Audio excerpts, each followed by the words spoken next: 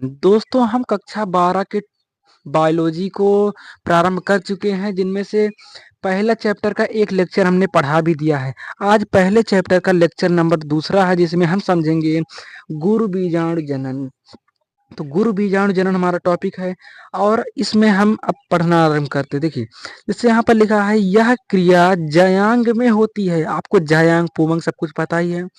तो यह क्रिया जायांग में होती है। जायांग के अंडाशय के बीजांड में उपस्थित गुरु बीजाणु मात्र कोशिका में अर्धसूत्री विभाजन के द्वारा 4 गुरु बीजाणु के निर्माण की क्रिया को गुरु बीजाणु जनन कहते हैं।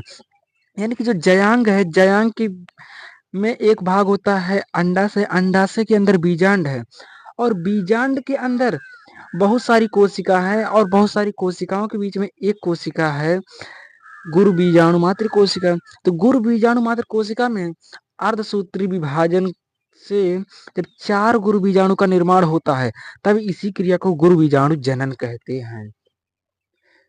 हम बीजांड की सबसे पहले संरचना देख लेते हैं।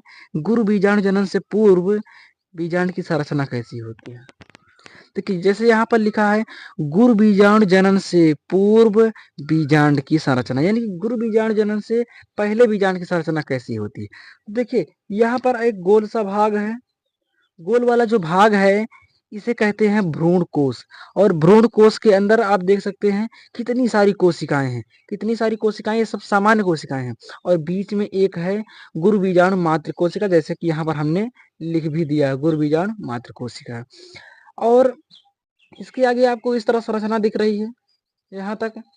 ये क्या है? ये अंतः अध्यावरण है, जैसे कि यहाँ पर हमने लिख भी दिया है। उसके बाद ये जो बाहर वाली मतलब बड़ी सी संरचना दिख रही है, क्या है? ये बाह्य अध्यावरण है। और जो यहाँ से थोड़ा सा छूट गया है, ये क्या है? ये खुला वाला भाग है, निभाग। और इधर जहाँ इधर इधर जो खाली है, यानी कि भ्रूण कोश के सामने वाली जगह, इसको कहते हैं बीजांड द्वार। अब ये देखिए, ये जो पूरा बाह्य अध्यावरण है, ये एक पाइप की तरह आकर के यहाँ पर टिका हुआ है। तो ये जो गोल सा भाग है, जहाँ पर बीजांड वृंत और पुष्पासन के बीच का जो गोल वाला भाग है, इसे कहते हैं अपरा। और जो बीजांड वृंत में छिद्रनुमा संरचना है, इसे कहते हैं नाभिका। और ये तो बीजांड वृंत है ही, बीजांड वृंत है। और ये जो नीचे वाली संरचना है, ये है पुष्पासन। दोस्तों, किसी भी पुष्प में अगर आप ऊपर का जो परत होती है, आप उसे निकालेंगे तो आपको इसी तरह संरचना मिलेगी। तो ये जो होता है पुष्प का पुष्पासन होता है, इसी के ऊपर बीजांड रखा रहता है। बीजांड के अंदर ये सारी संरचना होती है। अब चलते हैं अगले पेज पर। देखिए, हम यहाँ पर अब क्रिया विधि समझ लेते हैं कि गुरु बीजाणु जनन की क्रिया विधि क्या होती है। तो देखिए, जो होता है, अभी आपको हमने दिखाया बीजांड, और बीजांड के अंदर जो होता है भ्रूण कोश वाला भाग, वो भ्रूण कोश वाला भाग, या उसे आप कह सकते हैं सही सही कि बीजांड काय। बीजांड काय वाला भाग, उसमें एक अधोस्तरीय कोशिका होती है। तो अधोस्तरीय कोशिका जो होती है, वो द्विगुणित होती है, जैसे कि यहाँ पर आप देख सकते हैं। जब ये पोषण को ग्रहण करके वृद्धि करती है, तो ये प्रपशु कोशिका में चेंज हो जाती है, जो कि ये भी द्विगुणित होता है। और जब प्रपशु कोशिका में समसूत्री विभाजन होता है, तो ये प्राथमिक भित्तीय कोशिका और गुरु बीजाणु मात्र कोशिका में चेंज हो जाता है। यही गुरु बीजाणु मात्र कोशिका अभी हमने आपको चित्र में दिखाया था। तो देखिए, यहाँ से प्राथमिक भित्तीय कोशिका और गुरु बीजाणु मात्र कोशिका का निर्माण तो हो गया। अब गुरु बीजाणु मात्र कोशिका और प्राथमिक भित्तीय कोशिका का आगे क्या होता है? देखिए, आप भ्रूण कोश के अंदर जब क्रिया होते देखेंगे, तो भ्रूण कोश के भीतर ही यहाँ पर प्राथमिक भित्तीय कोशिका इस तरह से दिखाई देगी और गुरु बीजाणु मात्र कोशिका इस तरह से बीच में दिखाई देगी। अब इसमें क्या होता है, जो गुरु बीजाणु मात्र कोशिका है, इसमें अर्धसूत्री विभाजन होता है। अर्धसूत्री विभाजन होगा तो एक कोशिका से 4 कोशिका का निर्माण होगा, जैसे कि आप यहाँ पर देख रहे हैं। और 4 कोशिका का निर्माण होता है, तो 3 निष्क्रिय होने के कारण नष्ट हो जाती हैं और एक सक्रिय होने के कारण फिर से समसूत्री विभाजन करता है। तो फिर से समसूत्री विभाजन करता है, तो इसी भ्रूण कोश के अंदर यहाँ पर क्या करते हैं, प्राथमिक द्वितीय कोशिका है ही, ये बदलता नहीं है, अभी नहीं बदल रहा, अभी बाद में बदलेगा।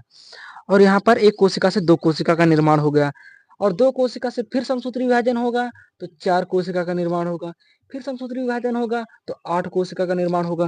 दोस्तों अब आप देख सकते हैं कि गुर बीजाणु मात्र कोशिका की संख्या 8 है, 8 है, और यह इसके बाहर जो है प्राथमिक भित्तीय कोशिका की संख्या 1 है। तो अब जो होगा प्राथमिक भित्तीय कोशिका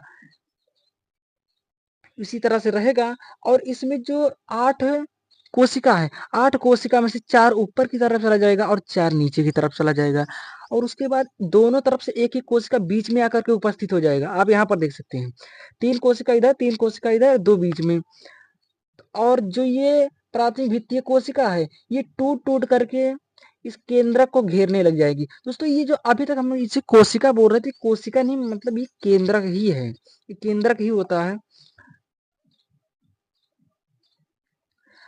और ये जो होता है प्राथमिक भित्तीय कोशिका टूट-टूट कर इसे घेरने लग जाती है, जिससे बीच वाला दोनों केंद्रक के किनारे एक भित्ति निर्माण हो जाती है, जिससे 2 केंद्रक की एक कोशिका होती है और बाकी एक-एक केंद्रक वाली कोशिका होती है।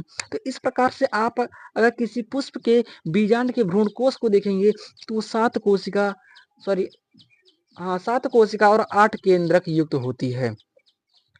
अब देखते हैं इसकी क्रिया विधि के बारे में लिखना कैसे, थोड़ा सा लिखना बता देते हैं आपको।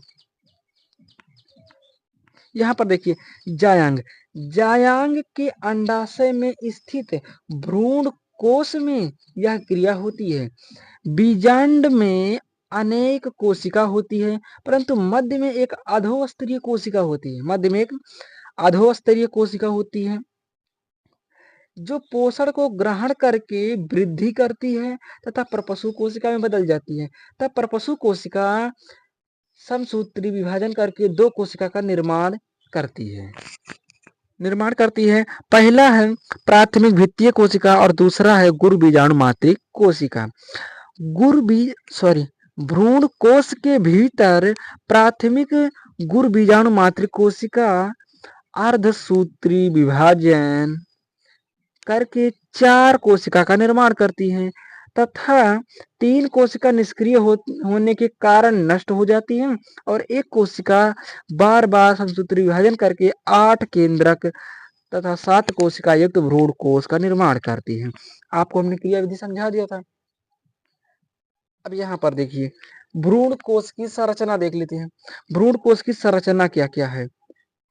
भ्रूण कोश की संरचना होती है, इसके मध्य में देखेंगे तो 2 केंद्रक वाली एक कोशिका रहती है, और इधर देखेंगे ये चलाजा वाले भाग की तरफ देखेंगे तो 3 प्रतिमुख कोशिकाएं होती है, और निभाग की ओर, निभाग चलाजा एक ही चीज है, और इधर बीजांड द्वार की ओर देखेंगे तो 3 कोशिका होती है, 2 सहायक कोशिका होती है और एक होती है ये अंड कोशिका होती है, हमने कहीं लिखा नहीं है, अंड कोशिका होती है, आप समझिए। और बीच में जो 2 केंद्रक वाली कोशिका होती है इसे ध्रुवीय कोशिका कहते हैं, और इस संरचना को भ्रूणकोश कहते हैं। ये बीजांड में होता है, और बीजांड अंडाशय में होता है, और अंडाशय जायांग में होता है, और जायांग किसी भी पुष्प में होता है।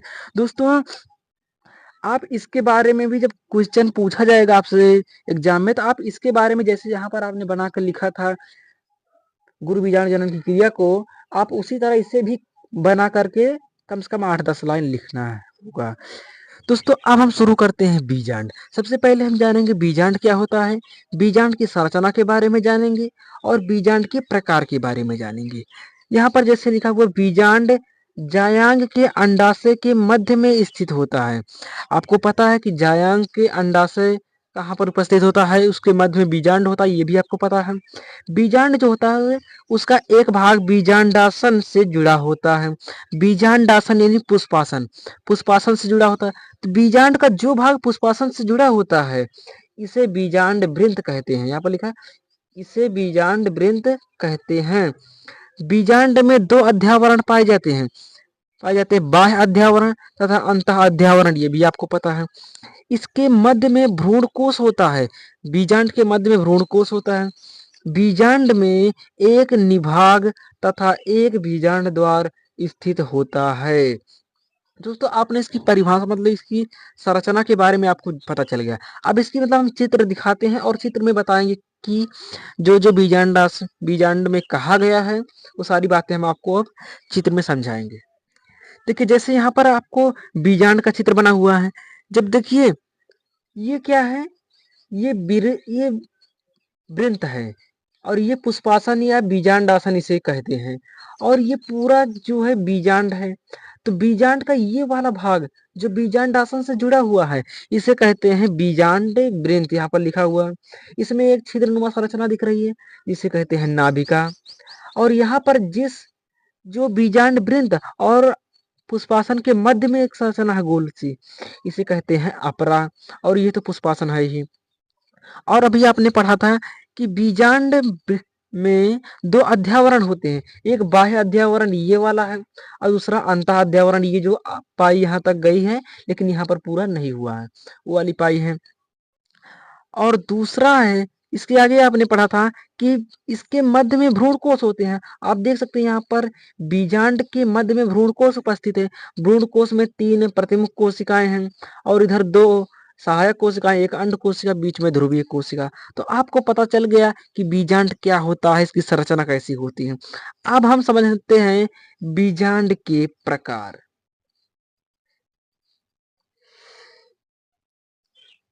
यहाँ पर लिखा हुआ है प्रकार। बीजांड के निम्नलिखित प्रकार होते हैं।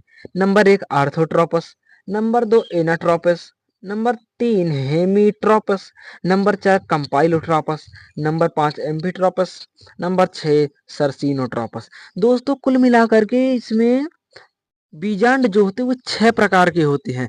अब हम आपको एक एक करके छवों के छवों बारे में पढ़ाएंगे और उसके चित्र सहित समझाएंगे आपको। चलिए नेक्स्ट पेज पर चलते हैं। देखिए यहाँ पर सबसे एक पर है आर्थोट्रापस। आर्थोट्रापस या रेजिट्रापस। इस प्रकार का बीजांड सीधा होता है। इस प्रकार का बीजांड सीधा होता है। अतः इसमें निभाग, बीजांड द्वार तथा बीजांड वृंत तीनों एक ही सीधी रेखा में स्थित होते हैं। दोस्तों जो इस तरह का बीजांड होता है ये बीजांड बिल्कुल सीधा होता है। आप देख सकते हैं यहाँ पर बीजांड ये बिल्कुल सीधा है। इसमें बीजांड वृंत, बीजांड वृंत, निभाग और बीजांड वृंत तीनों एक सीधी रेखा में उपस्थित है। जैसे कि यहाँ पर लिखा है इस प्रकार का बीजांड सीधा होता है। अतः इसमें निभाग, बीजांड द्वार तथा बीजांड वृंत तीनों एक ही सीधी रेखा में स्थित होते हैं। उदाहरण ये रूमेक्स पान के पौधों में इस तरह से आप बीजांड पा सकते हैं। पाइपर और पॉलीगोनम आज के पौधों में आप आर्थोट्रोपस प्रकार का बीजांड पाएंगे। अब नंबर 2 पर है एनाट्रोपस। एनाट्रोपस इस प्रकार का बीजांड उल्टा होता है। दोस्तों पहला वाला जो था वो सीधा था, अब ये उल्टा है। इस प्रकार का बीजांड उल्टा होता है जिसमें निभाग तथा बीजांड द्वार एक सीधी रेखा में होते हैं, स्थित होते हैं तथा बीजांड द्वार और बीजांड वृंत एक दूसरे के समांतर होते हैं। आप यहाँ पर देखिए ये बीजांड की संरचना दोस्तों यह बनाने में थोड़ा सा गड़बड़ हो गया है। आप संरचना देखिए जैसे यहाँ पर लिखा था इस प्रकार का बीजांड उल्टा होता है, वो सीधा था और ये उल्टा है जिसमें निभाग तथा बीजांड द्वार एक सीधी रेखा में है। निभाग यहाँ पर उपस्थित होता है और बीजांड द्वार यहाँ, ये सीधी रेखा में है तथा बीजांड द्वार और बीजांड वृंत एक दूसरे के समांतर होते हैं। बीजांड वृंत ये है और बीजांड द्वार ये दोनों एक दूसरे के समांतर है। ये इधर को है और ये इधर को है। तो आप देख सकते हैं कि बीजांड द्वार और बीजांड वृंत एक दूसरे के समांतर हैं। अब उदाहरण देख लेते हैं। गुड़हल के पौधे में एनाट्रोपस प्रकार का बीजांड, टमाटर, सूरजमुखी, मटर, सेम, चना, कुकुरबिट्स इन सभी पौधों में एनाट्रोपस प्रकार का बीजांड पाया जाता है। यहाँ पर आप देख सकते हैं बीजांड द्वार, यहाँ पर चला अंतः अध्यावरण, यहाँ पर बाह्य अध्यावरण, यहाँ पर बीजांड वृंत। चलिए अब अगला नंबर 3 पर हेमीट्रोपस। देखिए इस प्रकार का बीजांड में बीजांड के बीजांड वृंत से 90 अंश पर मुड़ जाने के कारण बीजांड द्वार तथा निभाग एक सीधी रेखा में होते हैं, परंतु बीजांड वृंत इसके लंबवत होता है। देखिए, इस प्रकार के जो बीजांड होता है, इसमें बीजांड वृंत इस तरह से घूम गया है। बीजांड वृंत आप देख रहे हैं किस तरह से घूमा हुआ है, इस प्रकार से घूम गया है कि बीजांड वृंत सॉरी बीजांड द्वार और निभाग तो एक दूसरे के मतलब एक सीधी रेखा में है, लेकिन बीजांड वृंत जो है इसके लंबवत है।